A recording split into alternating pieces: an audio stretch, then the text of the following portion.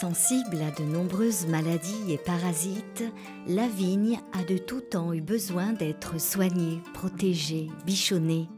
Et cet ancien pulvérisateur trouvé du côté de Val et di Rustino en est la preuve.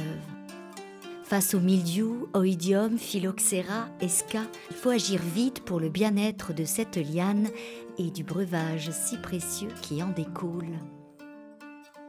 Traitements et interventions existent. Difficile de faire un choix à la fois vertueux et respectueux de l'environnement. Mais avec le temps, les remèdes semblent emprunter des chemins de traverse, tout comme les saveurs du vin.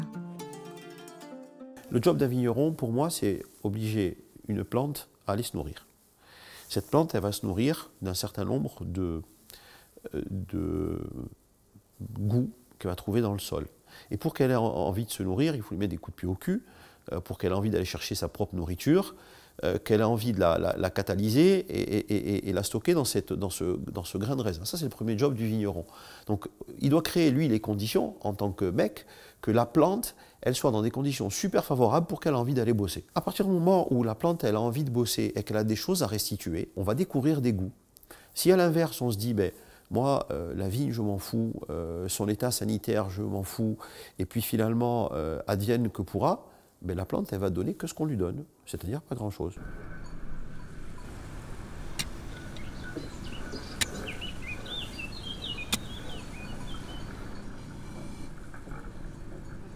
La vigne, pour produire de beaux fruits et des fruits qui vont donner des vins complexes et intéressants, il faut qu'elle soit dans un état de tension, pas de stress. Donc il faut qu'elle soit sur un terroir où elle trouve son équilibre. Donc elle ait suffisamment d'eau, un très bel ensoleillement, un sol qui draine suffisamment. Et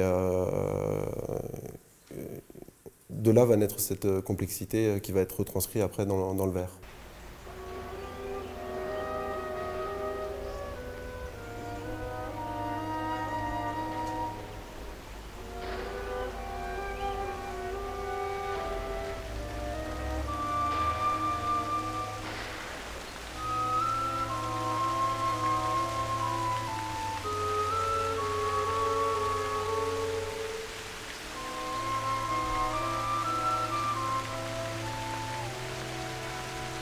Alors, il faut la soigner de manière préventive. C'est là où la réponse de l'agriculture biologique est intéressante parce que le cuivre et le soufre sont des préventifs.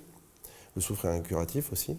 En fonction des conditions climatiques, par exemple, s'il y a de la pluie à venir, eh bien, on applique du cuivre. C'est toute la technicité et toute l'intelligence de l'agriculture à ce moment-là, c'est justement d'appliquer ce cuivre avant la pluie puisqu'il va être activé par la pluie. Mais pour autant, c'est quand même une intervention. Donc appliquer du cuivre ou du soufre, c'est pas quelque chose de naturel en soi. On n'est pas juste des cueilleurs, on est des agriculteurs. Donc il y a quand même quelque chose d'artificiel dans ça. Donc ça fait appel à beaucoup plus d'observation, à de la confiance aussi. Confiance en soi, confiance en son végétal. Et le traitement, quand je l'applique, c'est que j'estime que les conditions sont réunies pour le faire, sinon je préfère ne pas le faire.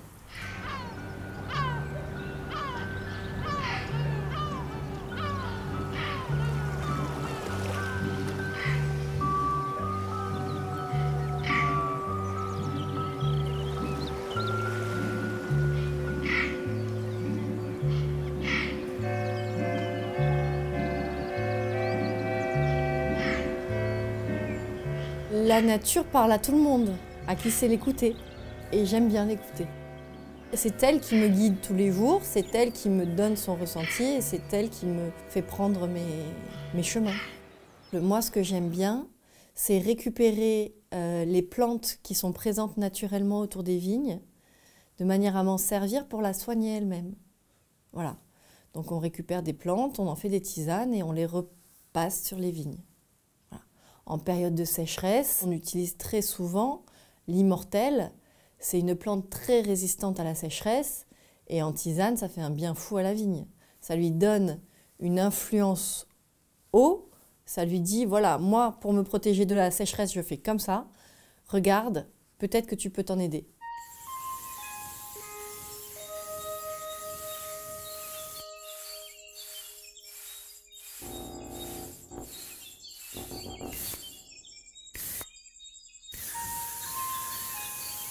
La biodynamie, c'est le respect du végétal dans son environnement. Et pour moi, il est nécessaire d'apporter de l'animal au végétal. Et pour cela, on a différents leviers. Donc on a les préparats biodynamiques et on a aussi le fait de laisser et d'augmenter la biodiversité.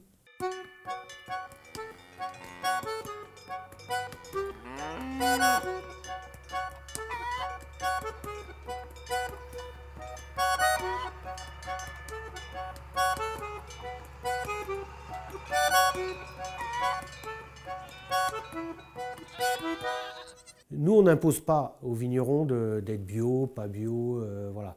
Et le bio, pour nous, n'est juste qu'un maillon de la chaîne. J'adhère au bio, mais si derrière, on a une démarche cohérente aussi au niveau de la gestion des déchets, au niveau du sous-produit, sur le plan humain, sur le plan territoire. On ne peut pas réduire le discours uniquement au niveau du bio. On peut être bio à la vigne et puis faire n'importe quoi après derrière.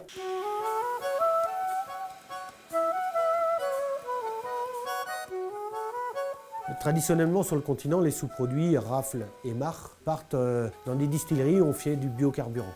Sauf qu'en Corse, on n'a pas de distillerie. Depuis des années, on les composte en fait. On en fait du compost, donc de l'engrais qui est ensuite réintégré dans l'agriculture. Voilà. Mais on en voit les limites. Donc là, ça fait 2 ans qu'on travaille avec l'ADEME sur un projet du coup qui est très innovant, qui est de sécher nos mares de raisin, donc en sortie pressoir, et de pouvoir les brûler pour alimenter une chaudière biomasse qui nous produirait de l'électricité. Et là, on aura vraiment résolu un des gros soucis aujourd'hui de la Corse, qui est le traitement des mares.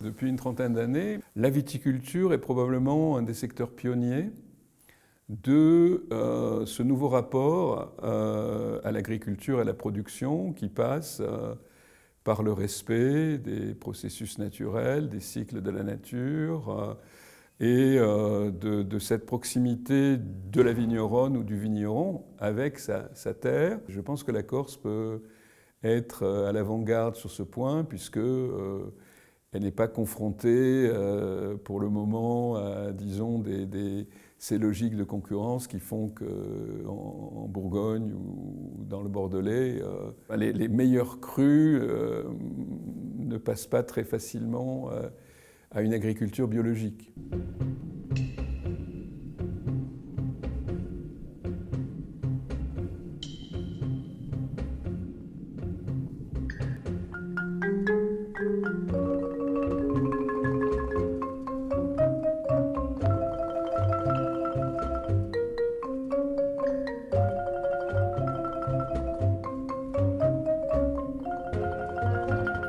Sans biodynamie, on n'aurait pas pu récupérer des vignes qui commençaient vraiment à vieillir. Parce qu'en fait, un cep de vigne, si on le traite correctement, peut durer mais des dizaines, voire plus de 100 ans. Par contre, c'est vrai que si on le traite de manière conventionnelle, une vigne qui a 30 ans, c'est déjà une vigne épuisée.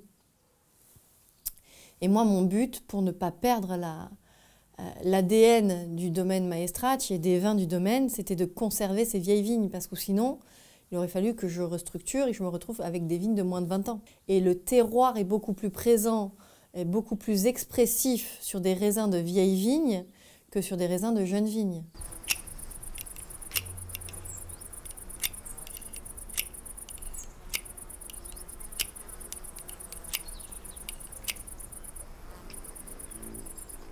Si on veut évidemment mettre en valeur cette dimension que j'appellerais culturelle et de ce lien à la vie et à la terre, de la vie en bouteille et du terroir en bouteille, il faut bien entendu le respecter.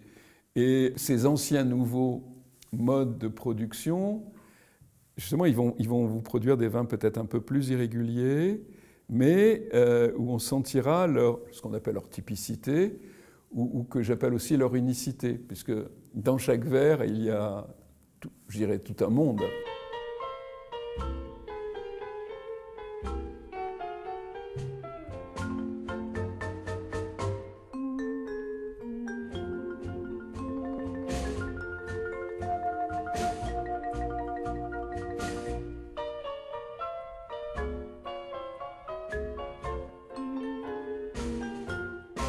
Un vin naturel est bon, est très bon et réussi quand il n'a pas de défaut. Le but, c'est justement mettre, comment dire, il faut que le goût colle au terroir.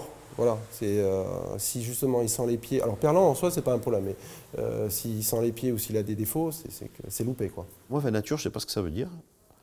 Parce que j'ai une définition qui est assez vaste et que moi ça me fait penser un petit peu à des cases dans lesquelles on veut nous mettre. Alors il y a des vins ceci, il y a des vins cela, il y a des vins comme ça, il y a des vins pas comme ça. Moi je crois que le vin qui est bon, c'est celui qui sent l'endroit, qui sent l'homme, qui donne du plaisir et qui donne pas trop mal à la tronche. Alors après, comment fait le vigneron pour y arriver? Je serais tenté de dire que c'est sa sauce, c'est pas la mienne.